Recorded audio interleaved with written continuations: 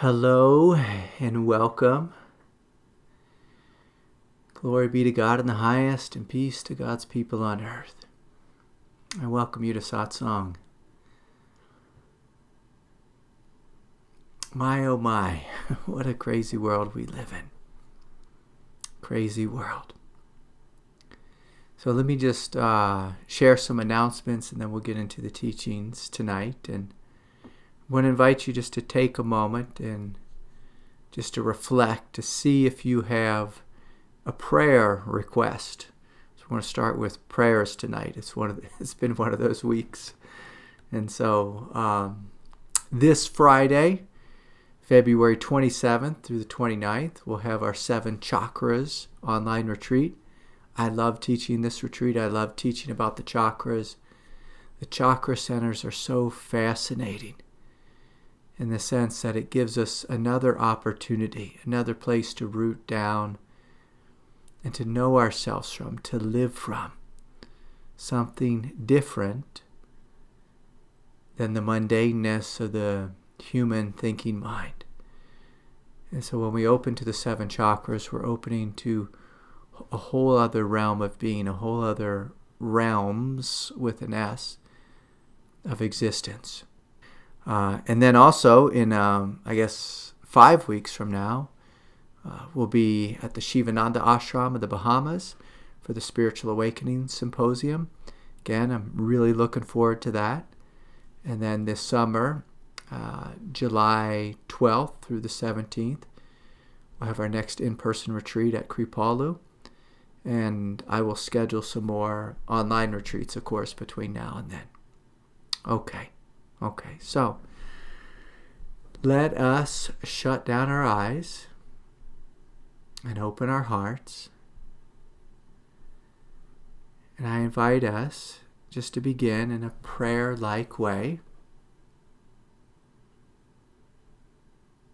calling forth the grace of God, the grace of the Divine Mother, to come more fully into our lives and to come more fully here on planet Earth.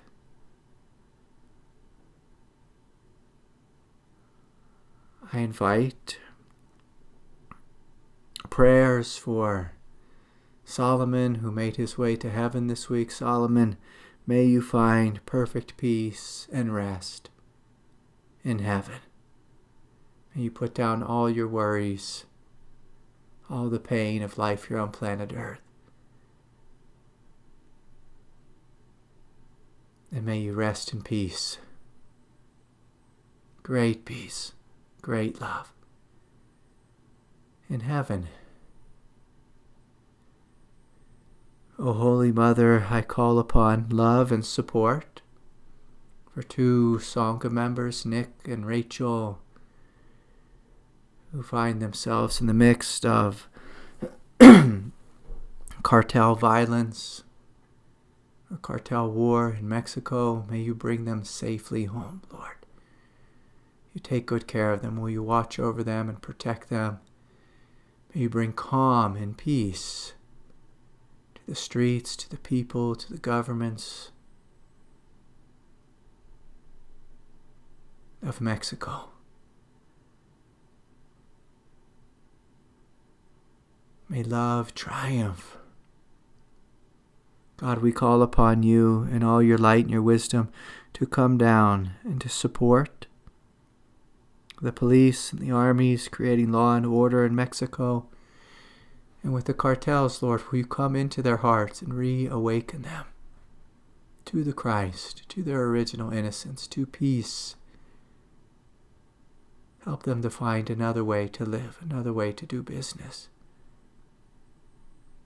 that does not cause great suffering here on planet Earth. O Holy Mother, we call upon you to be with our brothers and sisters in Iran. May peace prevail. May peace prevail all throughout planet Earth. May peace prevail. In each of the Sangha members here, may peace prevail. And so together, let us breathe, let us feel, let us soften, let us release our prayers at the feet of the Divine Mother. Say, Mother, I place my trust in you. I open my heart, I open my mind, I open my body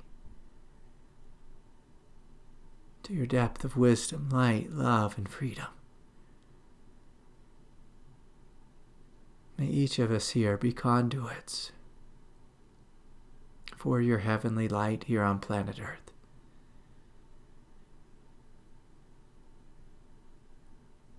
And so we're breathing, feeling, softening,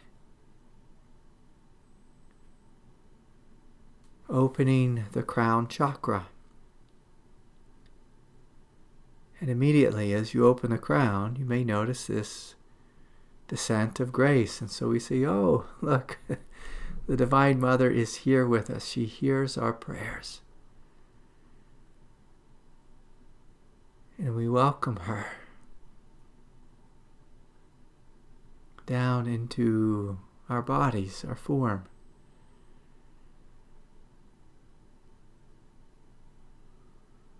We're inviting her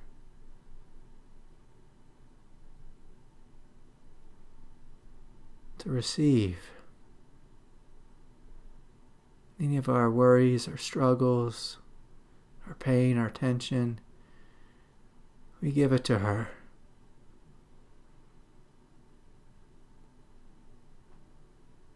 We invite her divine mercy and light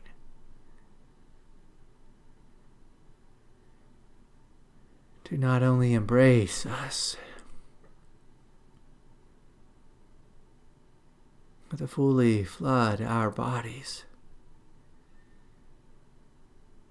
and to flood this world with a greater way of being, a greater consciousness, greater truth.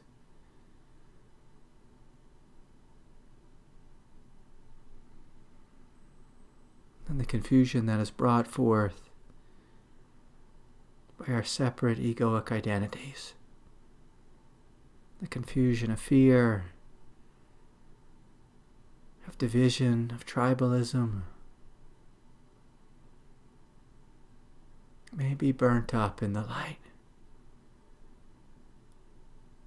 And as we continue to open, you may notice this grace flowing down,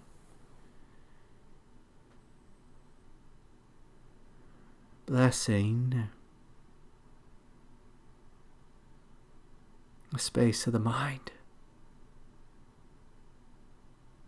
And so if there's any thoughts here, any limiting beliefs, any division, any doubt,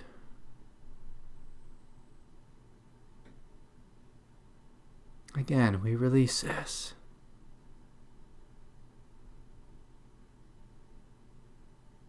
As we breathe, as we feel, as we soften and open.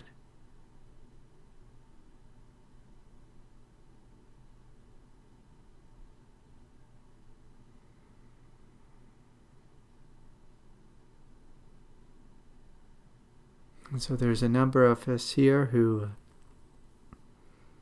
have a sense of tension in the throat chakra. That's another point of egoic identification.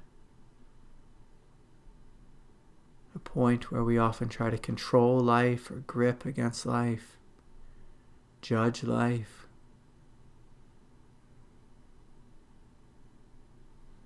And as we gather here in satsang, this is a place, a space of trust. So let us open here in the throat. Drinking from the chalice of grace.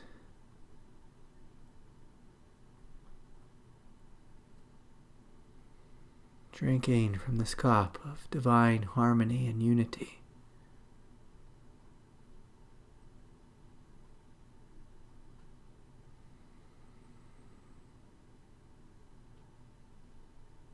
And as we open more fully in the throat chakra, we're inviting this love to continue to flow.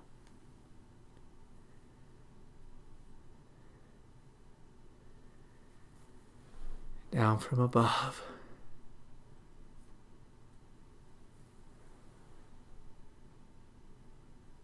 Flowing through the crown, the third eye, the throat. Washing over the shoulders. And softening, melting.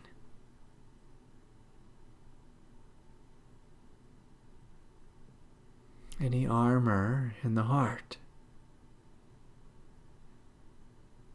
And so through the law of unity, the law of oneness,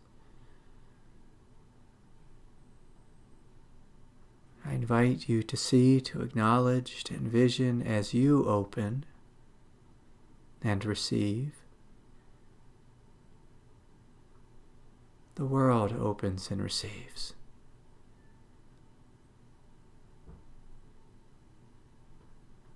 And if you find any stubborn parts within you, parts that are resistant or needing to let go, needing to forgive, as you do the work of opening, of choosing forgiveness, choosing love, choosing to surrender tribalism,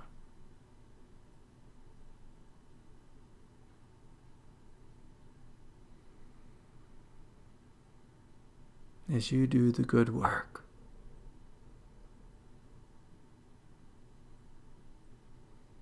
we begin to open doors and to cut new paths for our brothers and sisters here on planet Earth. We cut new paths for the collective unconscious.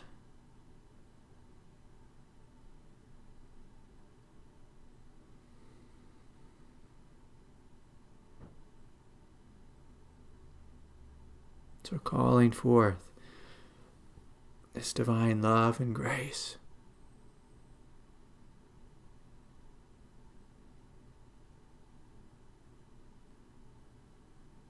to flood your body,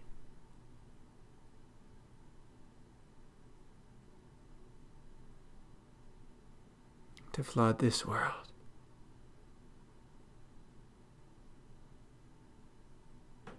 Seeing your heart filling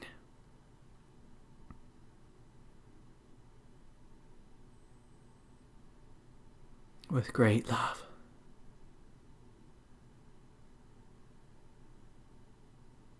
And so breathing, feeling, softening, opening.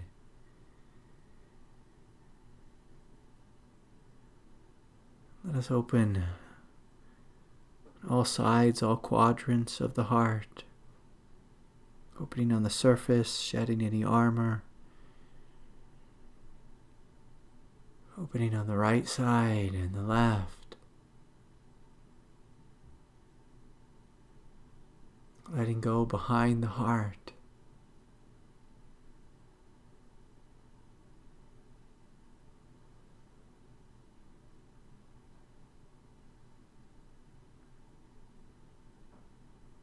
Above and below the heart is open and receiving this light, this grace.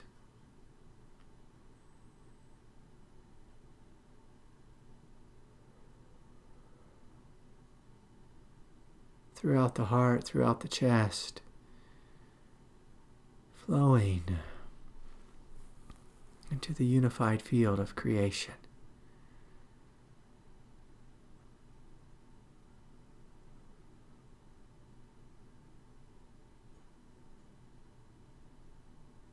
Seeing yourself, your body, as a superconductor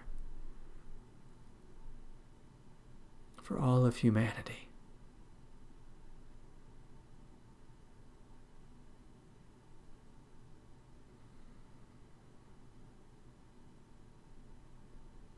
And as this love overflows in the heart, let's open more fully the solar plexus, softening, melting. The solar plexus chakra tends to be a great point of resistance for many of us. Great point of unconscious struggle or fight. And so inviting this love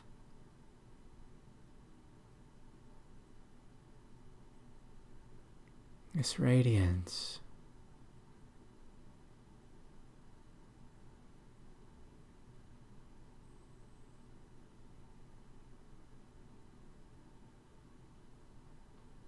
To more fully awaken in the solar plexus.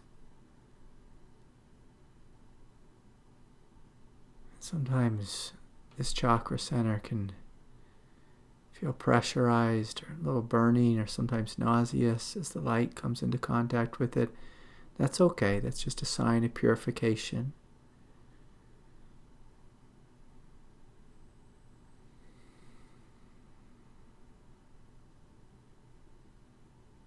And so we choose to let go of our will.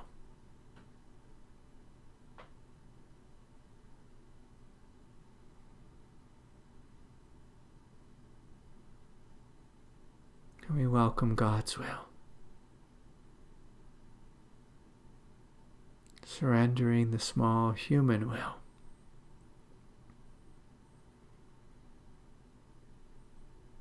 The will of unconscious, separate tribalism.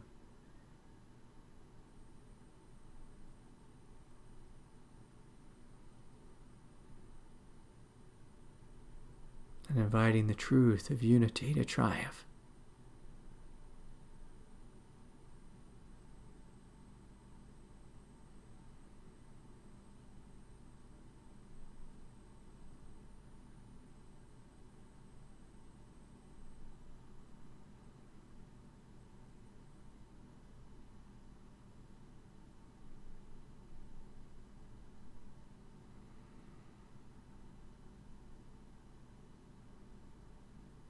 So as we breathe more deeply, coming into the space of the hara,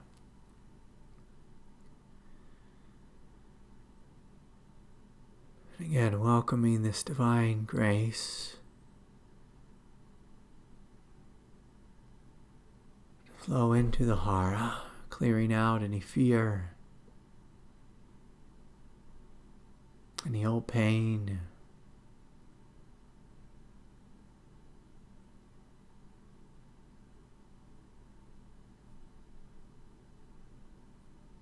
any old feelings of rejection or loss.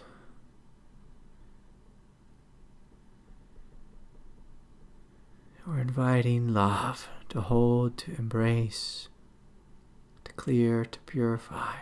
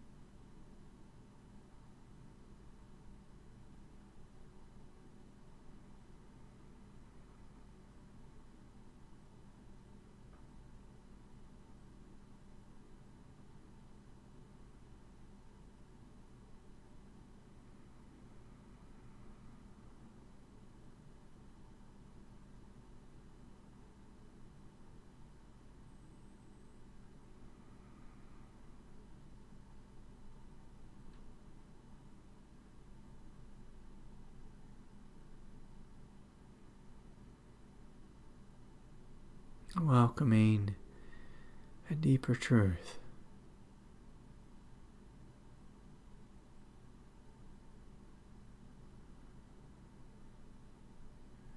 And as we open into the hara,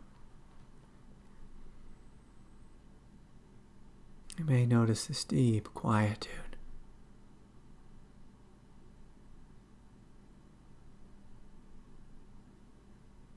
Radiant peace and freedom.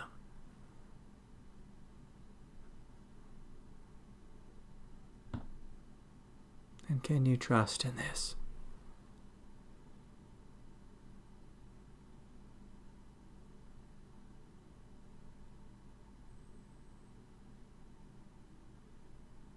So finally opening, almost like out of the bottom of the hara into the root. Opening the root chakra into the earth.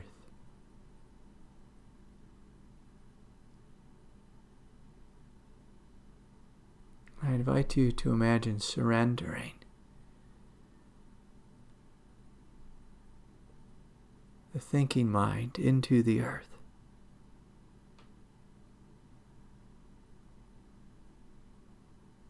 Might even imagine just being in child's pose and allowing the forehead to hit the earth.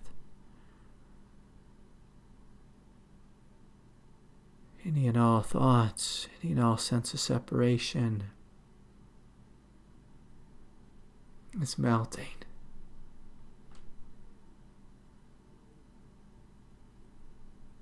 into this quiet, radiant field.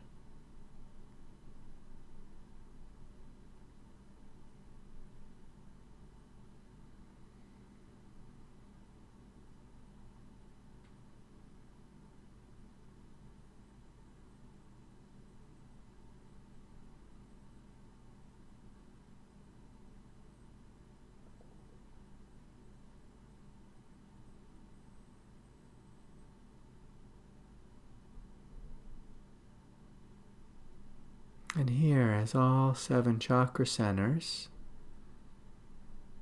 are awake and radiating with light,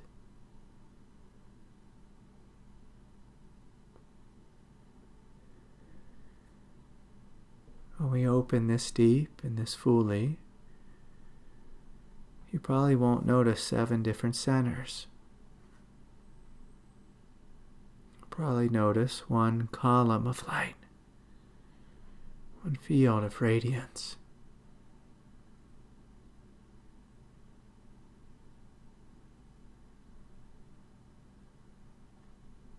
A deep sense of calm.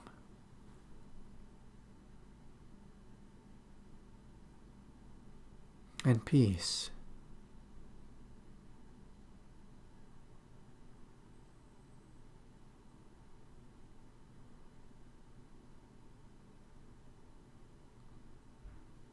And so we invite this calm and this peace to live through us.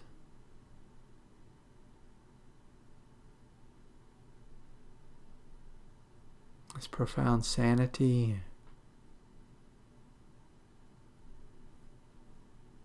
this unified radiance,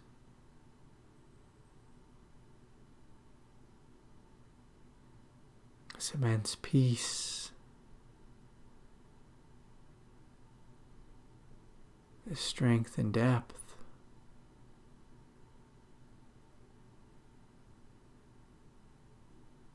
This is our true nature.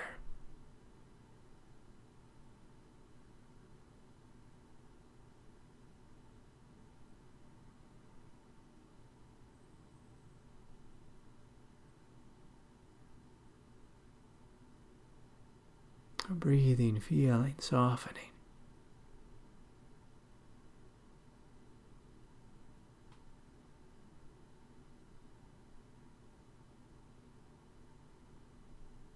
Awakening to a greater consciousness.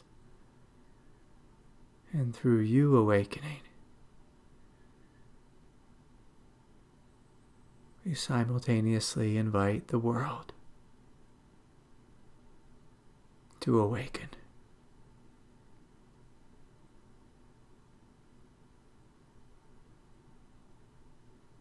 And so I invite you to stay with your direct experience.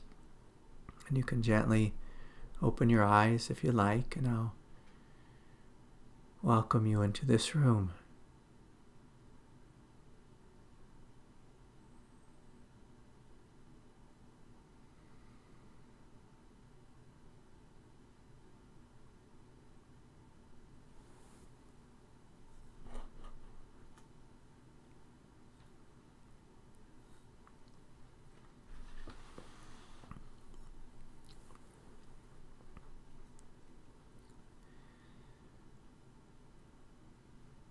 And so I welcome you into this space.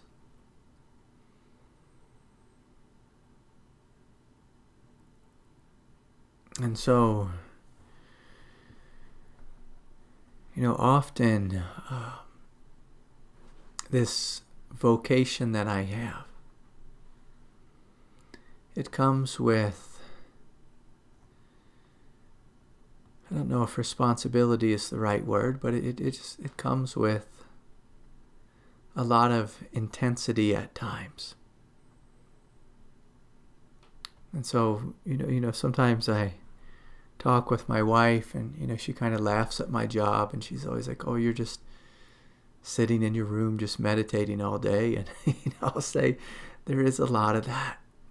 There's a lot of opening to grace and to peace, and exploring the various chakra centers, exploring various spiritual states of consciousness, and being in a state of communion with the divine. And I love this. I love this, of course. Like, that's why I'm here. I love this. But also with my job, I feel like sometimes I'm like a news station, and people call me or email or text and tell me about these great difficulties, these great traumas, or even a sense of horror or great loss. And this week I can tell you, I've received a lot of calls, and there's been individuals leaving the planet, going to heaven. And of course, that's an absolutely heartbreaking thing. But also, it's a beautiful thing to go to heaven, to be able to enter into heaven, be able to open into the grace and peace of the heaven realms without this body. But for those of us left here on planet Earth, often there's great tears, great heartache. And so, there's been, I've been praying a lot this week, and just had a lot of heaviness in the field this week. And right before this satsang tonight, I had some calls from some friends down in Mexico. And then all of a sudden they find themselves in the midst of, some cartel war, and bombs going off, up the road from them, and their airport being shut down, all the restaurants, and, an order from the cartels that everyone is not allowed to leave their home. And, seeing Costco, and I didn't know they had Costco in Mexico, but a Costco on fire, just like things just being blown up. It's just a crazy world that humans live in. And the path of yoga,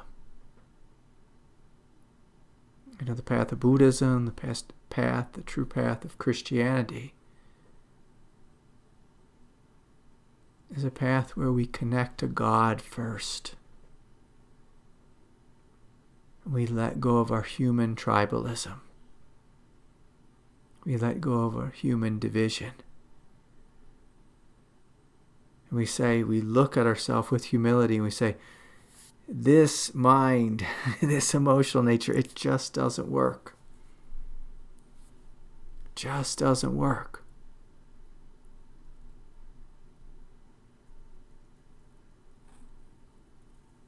There's got to be another way. And that's what the spiritual path is about. It's about finding another way. But the way the mind finds another way is through thinking and through strategizing another way. So when I get this call, I started to think and strategize. What can I do for my dear friends who are stuck in Mexico? And right away, the mind comes up with nothing. Nothing. But as we come into the heart, and we pray. We invite God to bring her light, to bring her love, to bring holy protection into this world. Into this world. And sometimes the mind will even gawk at prayer, say, oh, that's just nonsense. It's like, if the Creator can create you and can create I and all the 10 trillion things here on planet Earth, can create whole star systems and galaxies and realms, I'm sure she could help humanity out as well. And I think God sometimes is very frustrated with humans. Because we say we want help. Many of us say we want help. But then also so many of us are making the wrong choices repetitively, just again and again and again, making the wrong choices. And in a sense, like when we begin to study the chakra centers, it's an invitation to find a different type of mind, a different orientation. Excuse me, a different orientation than, this rational, emotional, tribal mind. And so as we come together in satsang and we open ourselves to grace and we invite this light to flow down through all 7 chakra centers, and as we become rooted in the hara, you notice the hara has a radically different orientation than the thinking mind. When I receive a call, someone's asking for help or support or prayers, when the thinking mind reads the email, the thinking mind is often will begin to worry. And sometimes I don't know if is it my worry or is it the person's worry who is emailing me or calling me. We feel these things empathetically, and so we have like our mind, which just tends to worry, and worry is a big waste of time. It just doesn't do anything. And so our mind sometimes worries, sometimes it ruminates. Our emotional nature is open, and so our emotional nature can ruminate. And sometimes we're receiving, ruminating energies from others. But as we come down and root into the hara, we open to a realm of great peace.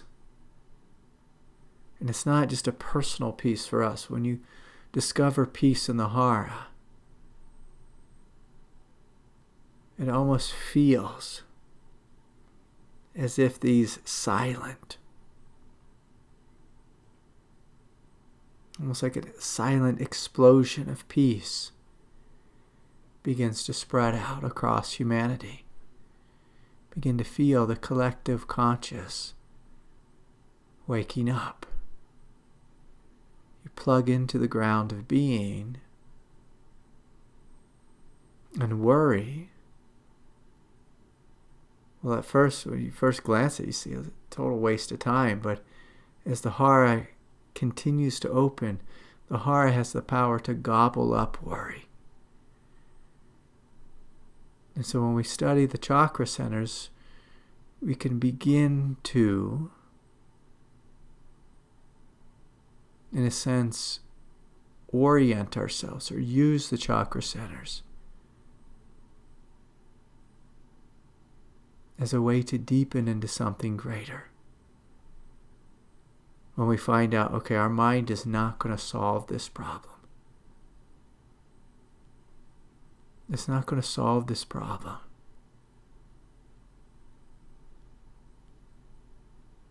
Like we've tried to use our mind to solve the problems of humanity throughout history, and it just seems like there's just been a series of wars, just like one after the next, since the beginning of time. It's like we have to look for different solutions that are far beyond politics,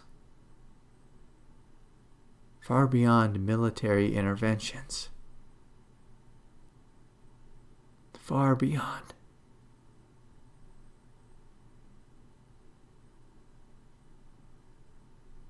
And see, is there another way? Is there another way? Like when you truly come into the heart chakra, you see, oh, there's a different mind here in the heart. Different mind. It's a mind of love, a mind of unity.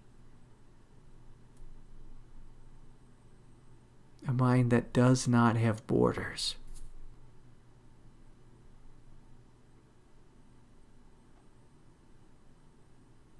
And you see, the solution to humanity's problems comes through a willingness to surrender tribal thinking, to surrender political thinking, to even surrender rationality, because it's not rational to make friends with your enemies. It's not rational to forgive. What's rational is to hold on. Is hold on to the old pain and repeat it over and over again. In the hope that you'll be reminding yourself not to do business with these people because they might hurt you again. And that's what the human mind does, is it just repeats the past.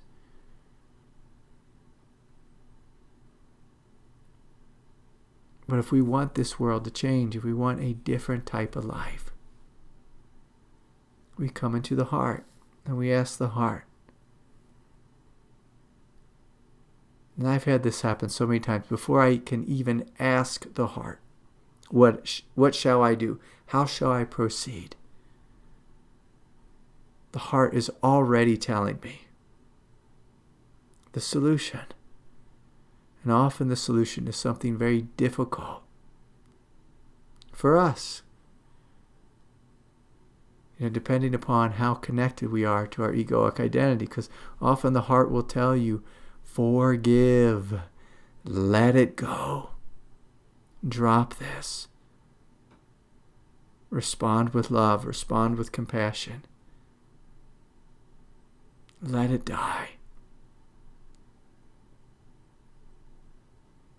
Whereas if you ask the mind, how shall I respond?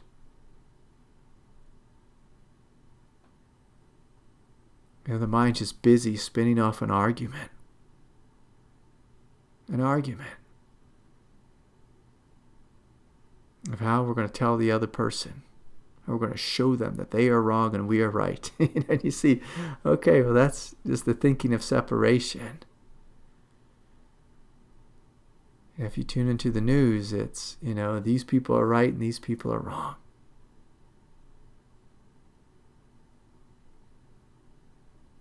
But at some point, as we deepen, as we descend into the chakra centers, we see, oh, there's another way. There's another way. And for many of us, I just try to get people to get out of their head, to come from the throat down, to come into the heart. Heart is a great place to live from. The hara, also a great place to live from. Heart tends to be a little bit more mysterious. With the heart, it's like, oh, we're going to love. We're going to choose to respond to myself, to my partner, to my family, to the world, with love. With love, with peace, with forgiveness, with a sense of strength or empowerment, but not the strength that says, I'm going to fight against them, but rather the strength to forgive, the strength to let go. Sometimes it's the strength to walk away, and walking away on the spiritual path, sometimes it can be very dramatic. It can be a literal walking away.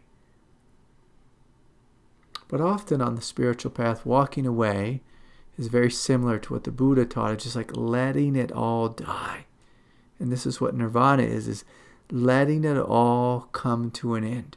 Whatever inner fight, inner struggle is within you. We come down into the hara and we open into the earth. And as you open into the earth, you see, I am the ground of being. I don't need to fight for or against, with anyone, anything, myself included. Some of us we fight with diets. Some of us we fight with drink. Some of us we fight with smoke. Some of us fight with our neighbor. Some of us fight with the guy on the TV. Some of us fight with the opposite political party. Most of us fight with things that we can't change.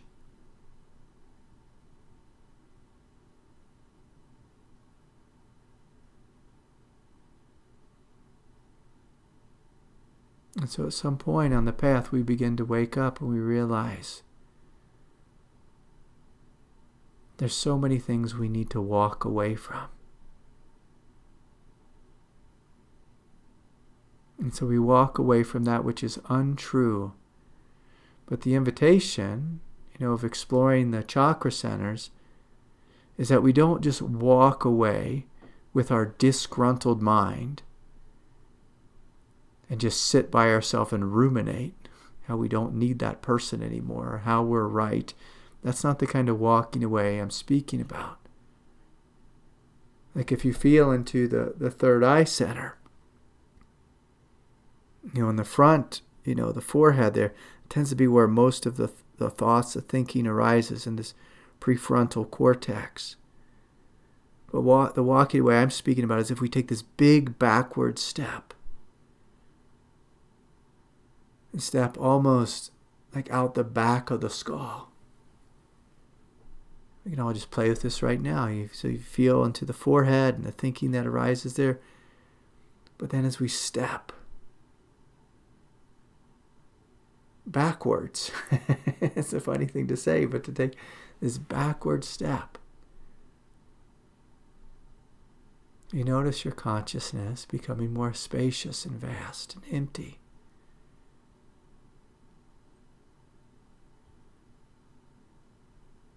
And we ask, well, what is it like to live from emptiness? And so for a good Buddhist, we explore emptiness. For good yogis, we call the Shiva consciousness. We step into vast, spacious emptiness.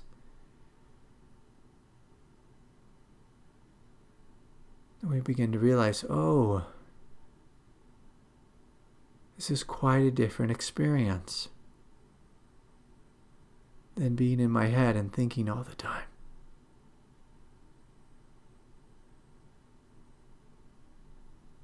And so as we open out the back door of the skull,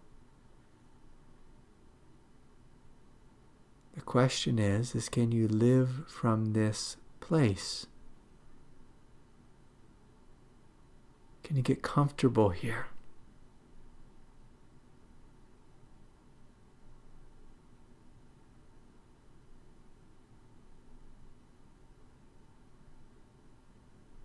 And as we get comfortable here, you'll see that there is a divine intelligence that slowly begins to awaken in this great peace.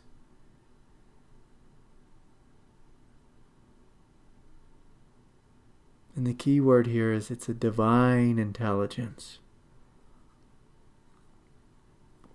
So this is an intelligence beyond division.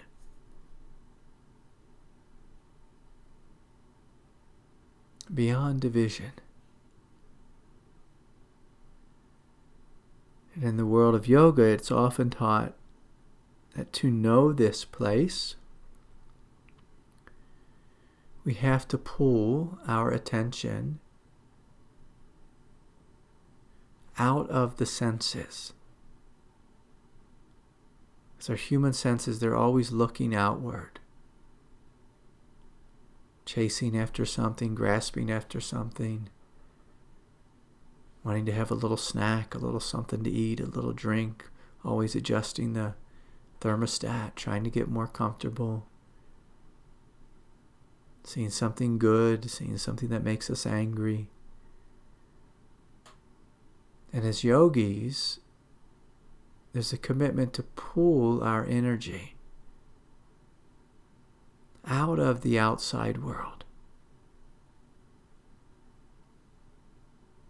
and to become more interested with the inside world.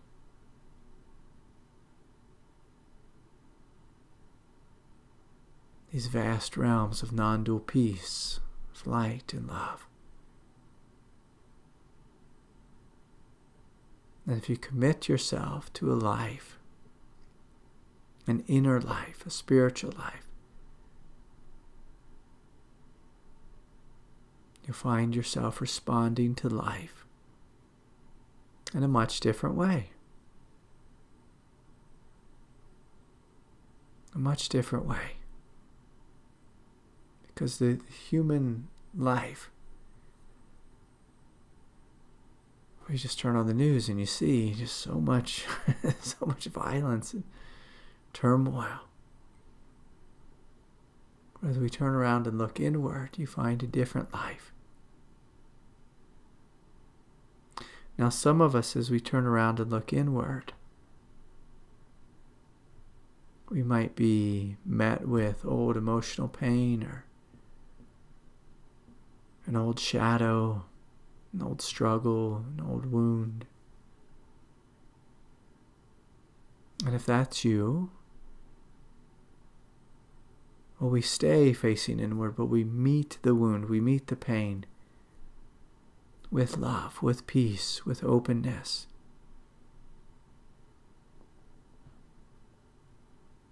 We invite the Divine Mother into it, into our struggle, into our suffering.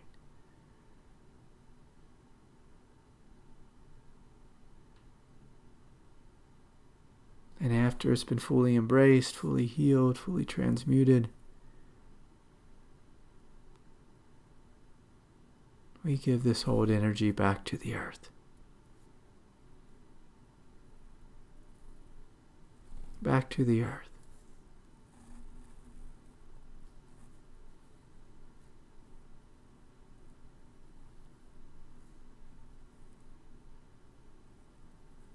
And so as we get proficient more and more at exploring the chakra centers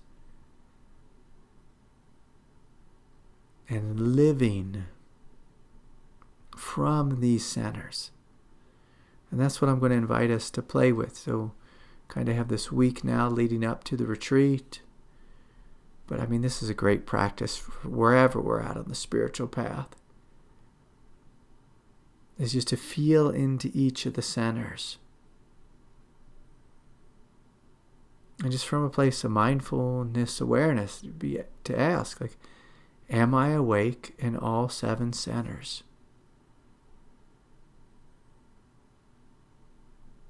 You know, many of us have a deadness from the heart chakra down. Some of us have a deadness from the third eye down. If that's the case, it's like, oh, all right. There's a lot we can learn.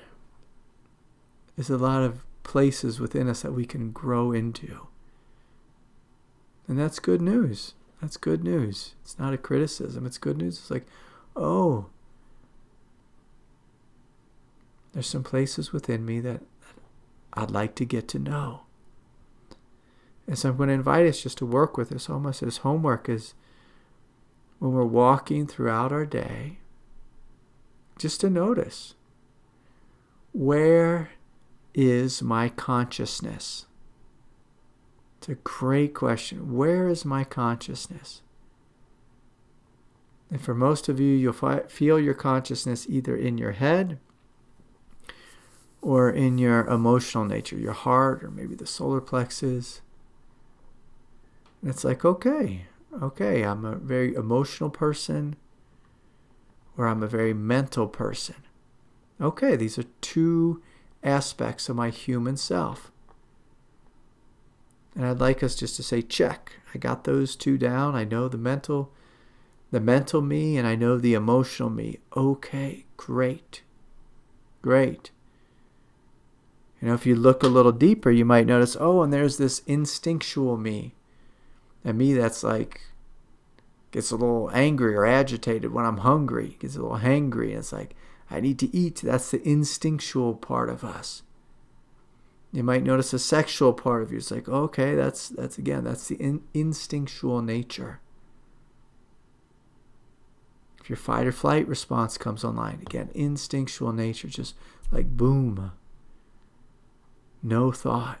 Sometimes no even emotion. It's just the body just acts. Just acts. I was with my younger daughter, and we were just playing a little basketball. And sometimes, you're shooting hoops and you walk away from the net with your back towards the net, and then the ball comes, your friend shoots the ball, then it comes, slamming down, and you hear it bounce right by you, and your neck kind of, arches a little bit, or your shoulders go up to kind of protect the neck and the head, and that's the instinctual nature. But as yogis on the path, we want to explore the 7 chakra centers. And I invite you to get to know them each individually. So last week we spoke about how they operate on a level of like ego, of fear. So all of them have like 7 minds of fear. Then all of them have like 7 psychological minds. So each individually has its own psychological mind, its own fearful mind. And then each has a divine mind, and that's what we'll be exploring in this retreat, is the divine minds. But at any point in your day, if you notice a clench in your throat, I want you to stop and to ask, why am I clenching in my throat? Why am I gripping in my jaw? And you see, there's some level of fear or something I'm trying to control. Okay, and so then that's a little bit of insight into like the instinctual and emotional nature of the chakra center. But then we ask another question. What is the truth of this center? And I invite you to imagine the truth is going to be the chakra being open.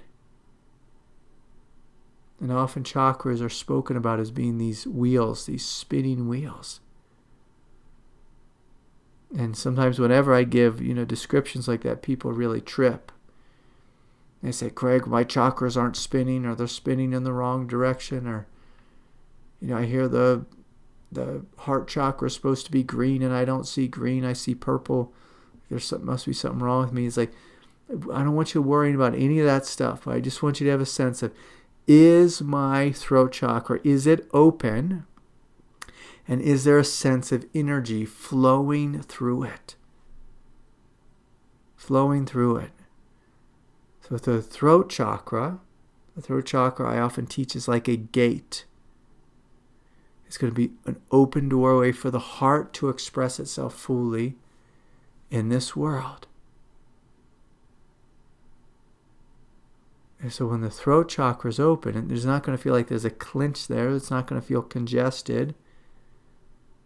It's going to feel open, and this flowing love is coming through it. If we feel down into the hara, I want the hara to be open and have a flowing sense of strength, a sense of power. And sometimes the chakras, they may be spinning. Spinning could be another word for radiating. It's like a quiet peace.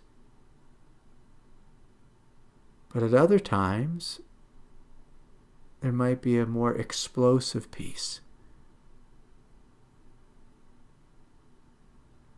And that can be a wonderful thing. That can be intoxicating. It can actually lead us into states of samadhi. And so throughout the day, we'll just notice. We'll just notice. There's this phrase, I'll just say it, it's completely inappropriate, but like back when I was a kid in the 80s, I used to hear adults using this term all the time. This term I've never said before, but I'll just use it. But they talked about being a tight, we'll say A-S-S, a tight ass. And you see, okay, there's a chakra center that's closed off in fear. And it's trying to control. It says like a hyper-controlling. So when the chakra center is open, one becomes deeply trusting. So we're not tight and tense and fearing. We're deeply open and trusting. So when the root is open, we're deeply trusting in life. And it comes with this consciousness that all is well. A consciousness of the great okayness of life. And it's a consciousness that knows all is well. Even when there's great tragedy. And Walt Whitman, he used to do this crazy thing. For those of you who don't know, Walt Whitman, he lived here in the United States at the time of the Civil War, and he was a great poet, but he was also a nurse.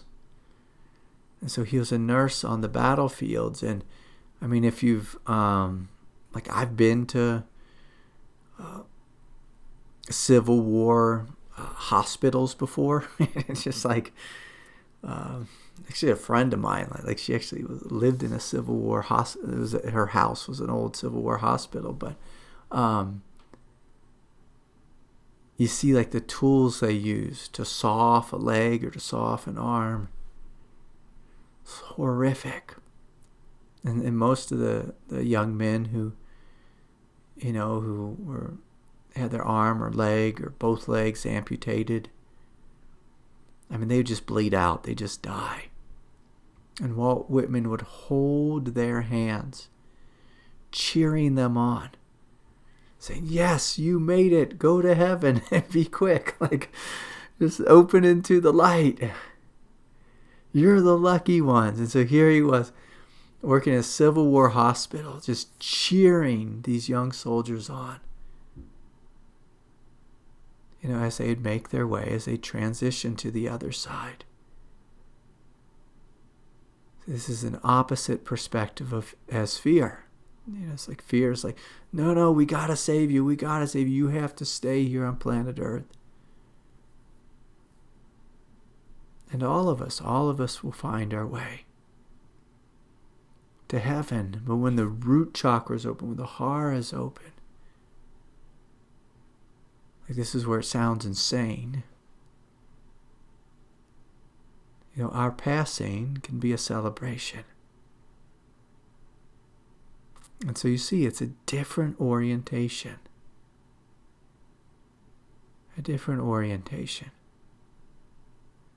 And the human orientation, if any of us, had the hellish experience of being at a Civil War hospital, most of us, I assume, wouldn't be cheering the soldiers on to their death. I mean, we'd probably be crying our eyes out, which is an appropriate emotional response of the heart chakra, is to grieve fully and completely during times of loss. So I want you to know, like when I'm speaking about the chakras, of course, the highest way is to open to the divine order, the divine intelligence in any of the centers. That's the highest way. But it's not wrong for us to be human and grieve. I mean, I've been grieving all week. I've had so much heartache. So much heartache from this world. so much chaos from this world. And holding people's hands while they were suffering greatly. Sometimes I'm grieving for people who aren't grieving. And it's an appropriate response is to grieve. But we see if we step it down even lower, before we get to grieve, we could just be in a place in our head, just an isolated place in our head where we're just thinking, this is wrong, this is bad, this shouldn't have happened. And again, these are normal human thoughts. They're not wrong. It's not wrong to have these as thoughts. The problem is they're outside of the realm of truth. Whatever has happened, happened. And if it was something painful, it might have caused great sadness, and so we grieve. But as we grieve, we walk through the doorway of grief and we continue to open to love, to acceptance, to forgiveness.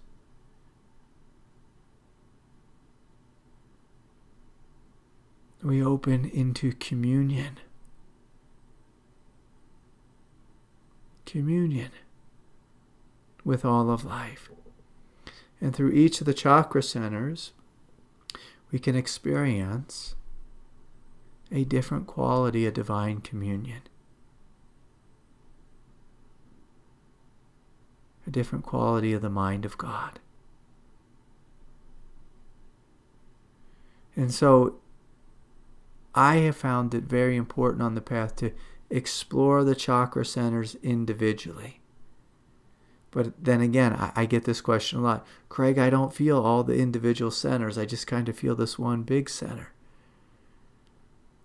And yes, ultimately that's where you will find yourself resting. After you get to know all the 7 centers, and as they all open simultaneously, you find yourself left with having one mind, one consciousness, not 7 different minds fighting with each other. I mean, that's how the human mind works, is we have all these split off aspects of ourselves.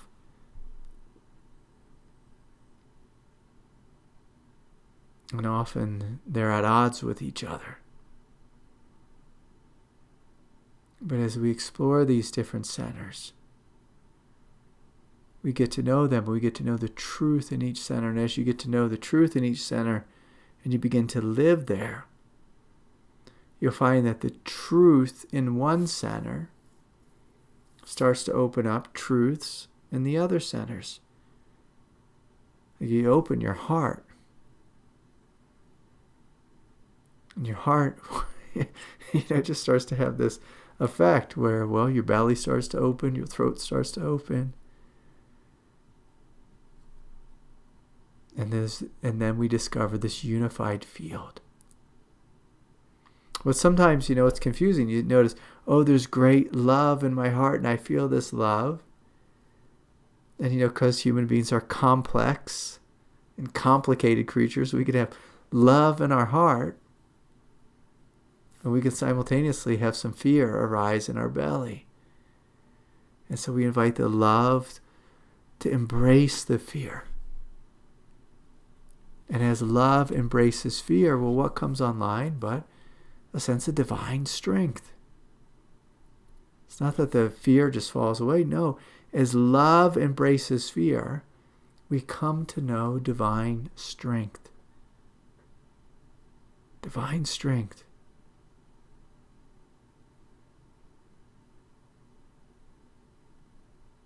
We see just through opening one center, because each center has an aspect of unity to it, the other centers start to open. And if you run into a roadblock, that's good news. It's like, that's your chakra center communicating to you. So if you feel yourself shut off or gripping or tensing or numb or feeling dead or like nothingness is in one of the centers, that's the chakra communicating to you. Hey, I'm not awake. I'm struggling. I'm feeling lost. I'm feeling disconnected.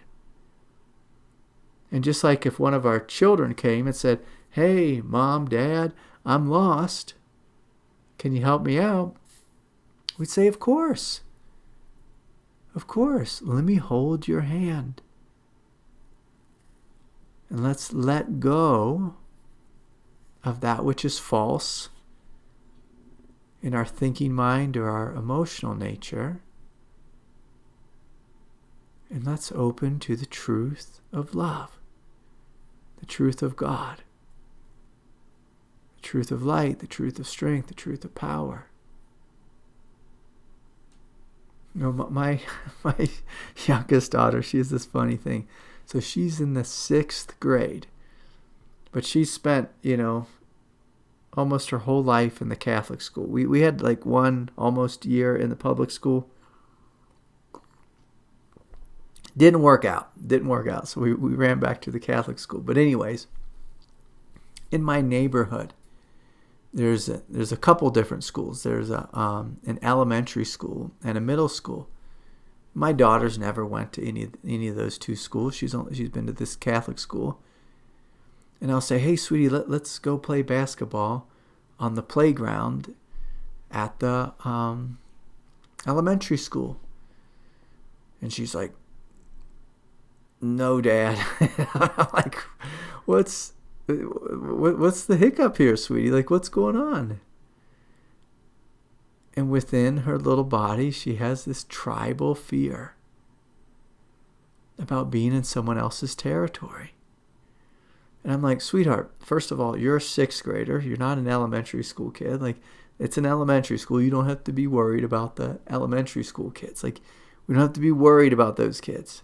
They're smaller than you. You're bigger than them.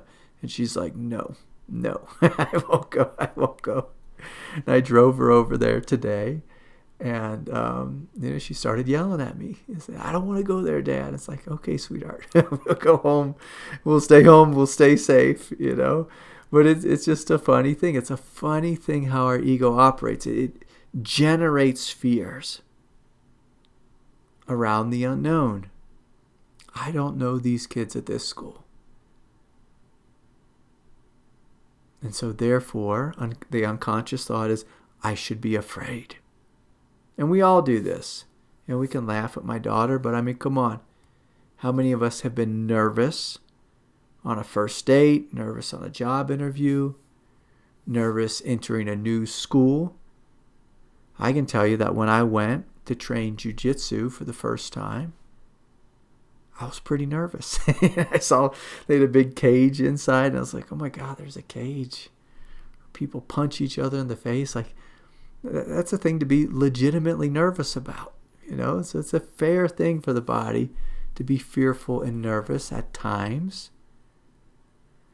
Now I walk into that gym, into that dojo, and I'm just like, I'm not scared of any of these guys.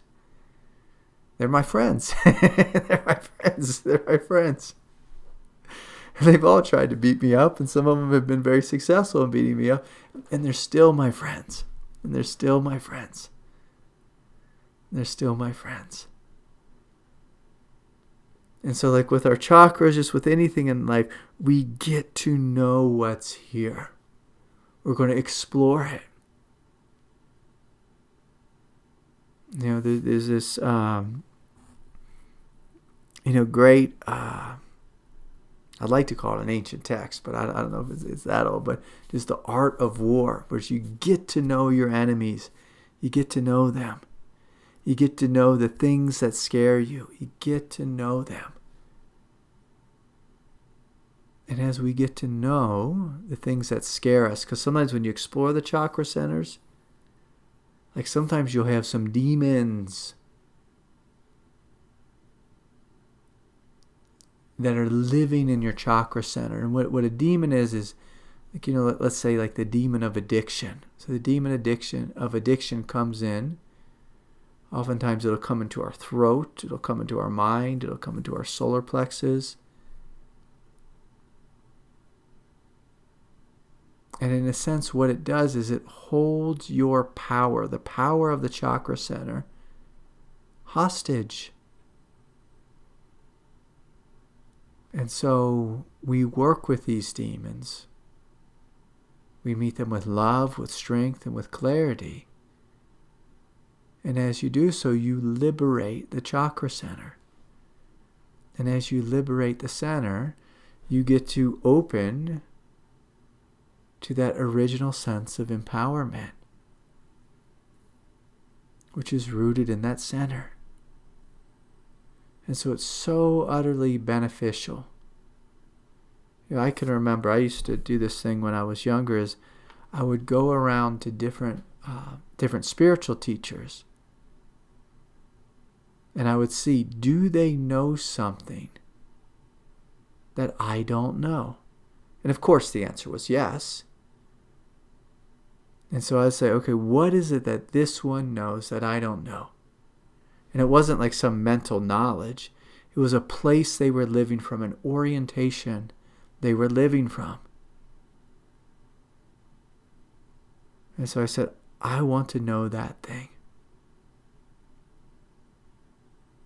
And so I'd spend some time with them. I'd study their teaching, I'd study their presence. I'd say, okay, I need to get to know this thing in my own self. Because I didn't like it that there was, this might sound really arrogant, but I didn't like it that there were things they knew that I didn't know. I didn't like it that there was experiences that they had that I wasn't having. I wanted to make sure that there was no stone left unturned within my consciousness.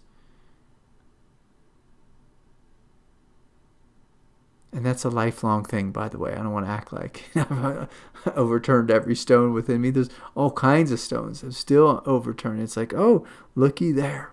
Looky there. Like I found some little bits of fear, little bits of worry, little bits of rumination. Oh, this thing gets my blood pressure going. Okay, I'm going to investigate this. And do this dance, the art of war dance, where I get to know the fear, get to know the enemy, get to know what this tension is about, what this unconscious movement is about. And as we do so, we help not only ourselves, but we help the world. And so, these dear friends who were down in Mexico, as I heard the news, like, okay, at first there was a sense of worry, and now we breathe peace into the situation. We breathe love and support into the situation. We breathe this great sense of okayness into the situation. And as we do so, the world begins to change. The world begins to evolve. And so much love to each of you. And I hope to see all of you on retreat if you can make it. And again, if you need a scholarship, just let me know. And let me know soon, and I'll get you taken care of. So let's shut down our eyes. And again, let us send great love. Great love.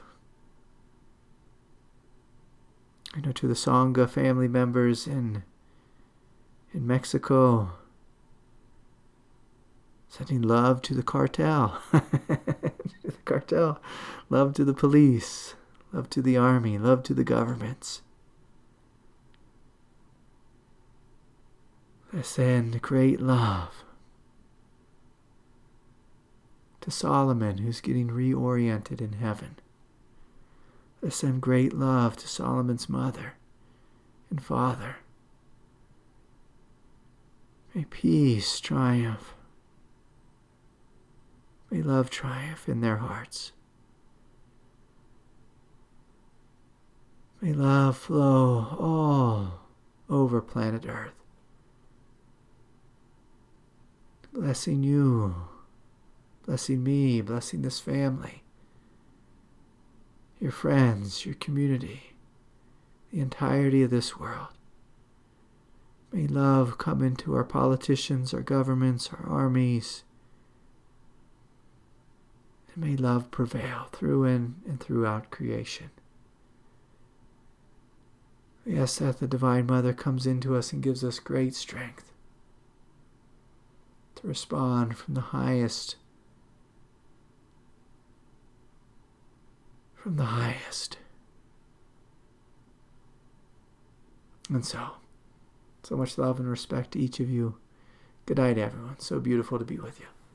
See you next time.